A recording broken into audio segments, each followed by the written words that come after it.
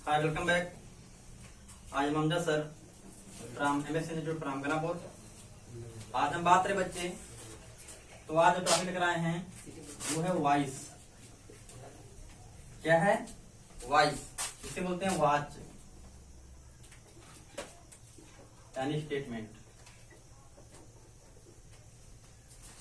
Voice बोले तो simple भाषा में एक्टिव वॉइस और पैसिव वॉइस। क्या चीज? Active voice, passive voice. ये एग्जाम पीरियड में बहुत इंपॉर्टेंट होता है और इसमें से आपको 2 नंबर, 4 नंबर, 6 नंबर, 8 नंबर, यहाँ तक कि 20 नंबर तक क्वेश्चन से पूछे जाते हैं, डायरेक्ट या इनडायरेक्ट। तो आज हम बात करते हैं कि वॉइस में जो दो मेरे पार्ट हैं, एक्टिव वॉइस और पैसिव वॉइस।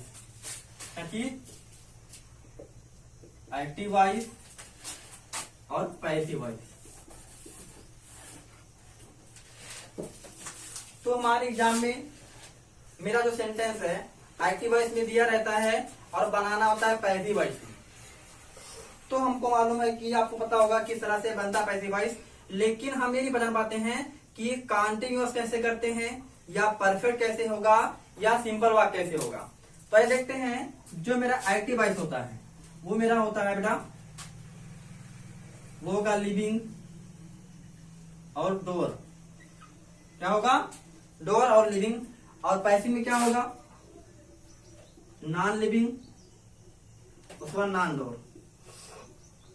अब हम बात करें इन दोनों पार्टों के, तो लिविंग अर्थात सजीव चीजें होती हैं, और डोर माने जिस वाक्य में कर्ता खुद से काम करता हो। क्या चीज? कर्ता खुद से काम। जैसे मैं पढ़ाता हूं, तुम पढ़ते हो, तुम खाना खाते हो, राधा गीत गाती है, तुम बाजार जाते हो। तो जब कर्ता खुद से काम करता वाक्य में तो उसे डोर बोलते हैं। क्या बोलते हैं? डोर बोलते हैं। और जिस वाक्य में कर्ता खुद से काम नहीं करता है, कर्ता खुद से काम नहीं करता है, उसे नॉन डोर बोलते हैं। जैसे हम बात करें इसमें, जैसे आई टीच यू, मैं तुम्हें पढ़ाता हूं, मैं तुम्हें पढ़ाता हूं। ध्यान देना, यहां पर कर्ता खुद से काम कर रहा है, कर्ता खुद से काम कर रहा है। इसमें जैसे मान ले, क्या लिख रहे हैं, जैसे कलम टूट गया, कलम टूट गया। तो ध्यान देना, कलम मेरा सब्जेक्ट है, बट ये मेरा खुद से काम नहीं कर रहा है, खुद से काम नहीं कर रहा है। तो बेटा जब खुद से काम करने वाला होता है तो वो एक्टिव वॉइस में होता है, और जिसमें कलम का नाम काम खुद से ना किया जाए उसे बोलते हैं पैसिव वॉइस में, अर्थात नॉन डोर। आइए बात करते हैं हमारे इसमें स्ट्रक्चर कैसे निकलता है। जो हमारा एक्टिव वॉइस में होगा बेटा, उसमें सब्जेक्ट, वर्ब और अदर वर्ड होगा। सब्जेक्ट, वर्ब और अदर वर्ड। और जो पैसिव वॉइस होगा ये होगा सब्जेक्ट V3, उसके बाद अदर वर्ड। अब हम बात करें यहां पर वर्ब की और यहां पर वर्ब की। तो इस वर्ब में मेरी हेल्पिंग वर्ब भी आ सकती है, मेन वर्ब भी आ सकती है, और यहाँ पर भी हम जब भी पैसिव वॉइस बनाएंगे तो हमारी कोई ना कोई हेल्पिंग वर्ब आएगी ही आएगी। आइए हम दोनों वाक्यों का क्या करते हैं, कंपेयर करते हैं कि एक्टिव वॉइस कैसे होता है और पैसिव वॉइस बनता कैसे। ठीक है ना? जैसे मैं आपको लिखी हिंदी में, जैसे मान लीजिए मैं एक पत्र लिखता हूं, मैं एक पत्र लिखता हूं। ध्यान देना, मैं एक पत्र लिखता हूं। तो ध्यान दीजिए, मैं अर्थात यहाँ पर कर्ता खुद से काम कर रहा है, सब्जेक्ट खुद से काम कर रहा है। तो जब सब्जेक्ट खुद से काम करेगा बेटा तो मेरा एक्टिव वॉइस में होता है। किसमें होता है? एक्टिव वॉइस में। तो उसको ऐसे करते हैं, और यहां देख लें, जैसे लिख दें कलम टूट गया, कलम टूट गया। अब यहाँ पर कर्ता खुद से काम नहीं कर रहा है, अर्थात यहाँ पर नॉन डोर है। आइए अब हम इसको सुनाते हैं कैसे। पहले इसको करेंगे, ट्रांसलेट करेंगे। क्या करेंगे? ट्रांसलेट। तो हम सबसे पहले देखेंगे कि मेरा किस टेंस का वाक्य है। क्या चीज? किस टेंस का वाक्य है। यहाँ पर ता है, ती है, ते है, जापा जाता है, होता है प्रेजेंट इंडिफिनिट का। किसका होता है? प्रेजेंट इंडिफिनिट का। और वहां पर जो मेरा सबका नाम स्ट्रक्चर है वो है सब्जेक्ट, B1, B5 और अदर वर्ड। अगर मेरा सब्जेक्ट एक वचन में है तो B5 लगेगा। अगर सब्जेक्ट बहुवचन में है तो B1 लगेगा। यहाँ पर मैं क्या है, मैं जो है नेचर में प्लूरल है और उसका नाम नेचर में सिंगुलर है और यूज में प्लूरल है। हो जाएगा I write a letter. I write a letter, तो मेरा एक्टिव वॉइस हुआ। अब यहां देखेंगे हम, कलम टूट गया, यहां पर कर्ता खुद से काम नहीं कर रहा है। तो आइए देखते हैं, कलम टूट गया, ये मेरा पास्ट इंडेफिनिट का वाक्य है। किसका है? पास्ट इंडेफिनिट का। और पास्ट इंडेफिनिट का जब हम बनाते हैं पैसिव वॉइस, तो पहले हम होता है आप जगह सब्जेक्ट होगा, उसके बाद वाज या वर लगेगा, फिर वर्ब की थर्ड फॉर्म लगेगी, उसके बाद बाय लगता है, उसके बाद सब्जेक्ट का ऑब्जेक्ट होता है। तो नहीं पता नहीं है, चलिए हो जाएगा। द पेन एक वचन है, वाज और पैसिव वॉइस में हमेशा वर्ब की थर्ड फॉर्म आती है। तो the pain was broken, the pain was broken. तो इस तरह से हम एक्टिव वॉइस से पैसिव बनाते हैं। तुमको 2 नंबर, 4 नंबर, 6 नंबर, 8 नंबर, अर्थात जितना मेरा क्वेश्चन होता है हमको वहां से मिल जाते हैं। अब हम बात करें कि हमारे टेंस में कई तरह के नाम टेंस होते हैं, जैसे कोई इंडेफिनिट है, कंटीन्यूअस है, परफेक्ट है। तो मेरा क्या इंडेफिनिट का था, किसका था? इंडेफिनिट का।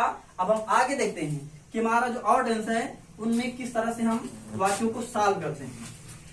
चलिए, तो वहां जो होगा मेरा वाक्य, उसमें होगा सब्जेक्ट, उसके बाद में यहां is, am, are, was, were, had, has, have और मॉडल वर्ब। उसके बाद में यहां पर बीइंग लगता है। क्या लगता है?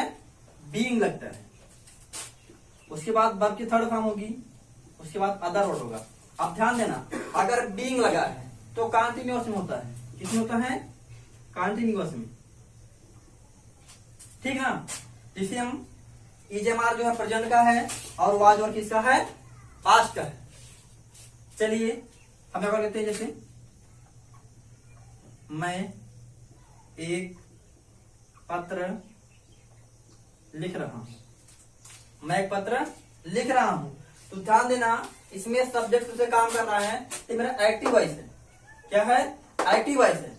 तो एक्टिव वॉइस में ये मेरा वाक्य है प्रेजेंट कंटीन्यूअस, वहां होगा सब्जेक्ट इजमार, वर्ब की फोर फॉर्म, उसके बाद अदर वर्ड हो जाएगा। I am writing a letter. और जब हम इसी को बनाएंगे पैसिव वॉइस, तो इस पर रख देंगे हम, इस पर रख देंगे हम, तो हो जाएगा ए लेटर इज बीइंग फिर रिटन। अब ध्यान देना, यहां मेरा सब्जेक्ट बच रहा है, तो जिसमें सब्जेक्ट बचता है बेटा उसको हम लास्ट में बाय लगा के उसका कर देते हैं ऑब्जेक्ट। क्या कर देते हैं? ऑब्जेक्ट। यहाँ बाय हो जाएगा और आई मेरा सब्जेक्ट है, यहाँ होगा तो मी हो जाएगा, अर्थात a letter is being written by me. तो इस तरह से मेरा कंटीन्यूअस का होता है। किसका होता है? कंटीन्यूअस का। अगर यहाँ मान लीजिए बी हो गया तो ये मॉडल वर्ब में होती है। क्या होती है? मॉडल में, अर्थात shall, will, should, would, can, could, may, must, might. जैसे हम बी का देख लें, बी का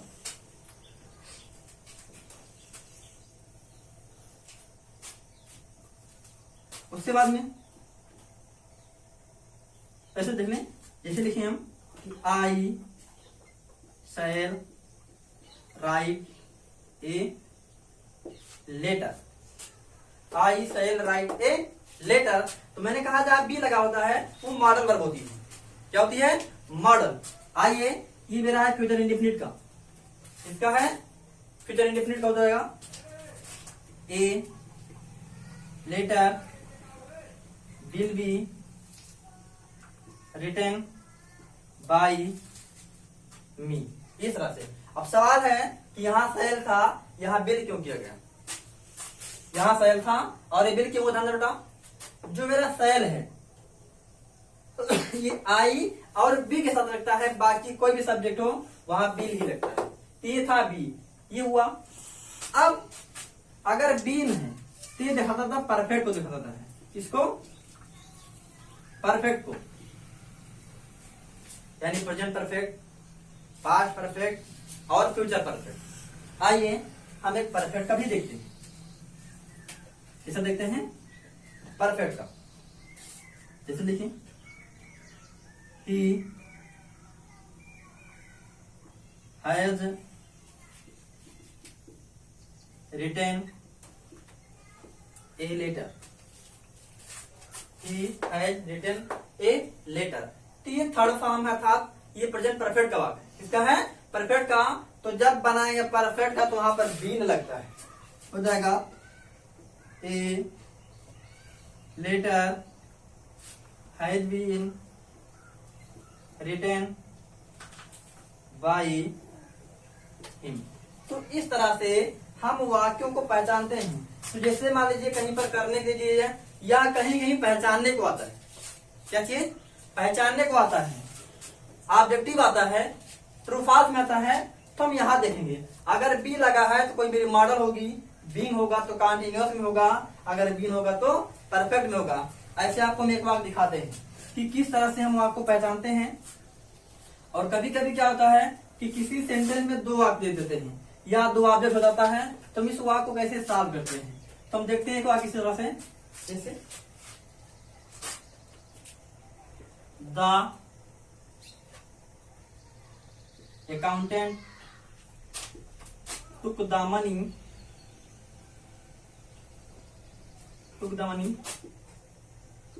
from the customer।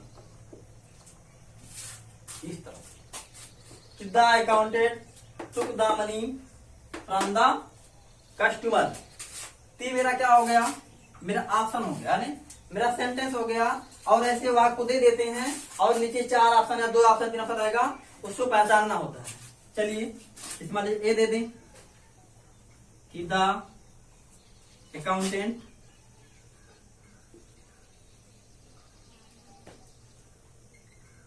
Has took the money from the customer.